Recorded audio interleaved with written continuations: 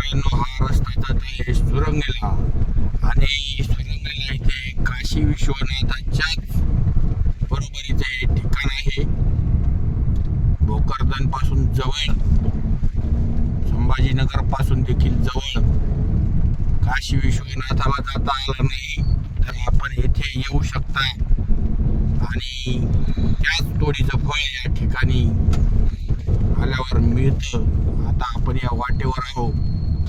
सुरंगी फाटा ग्रामीण भागाच्या मानाने रस्ता चांगला आहे, वेल मेंटेन रस्ता आहे. फोर व्हीलर आपली येथे येऊ शकते, तर अवश्य या. आणि आता लवकरच आपण पोहोचणार आहोत.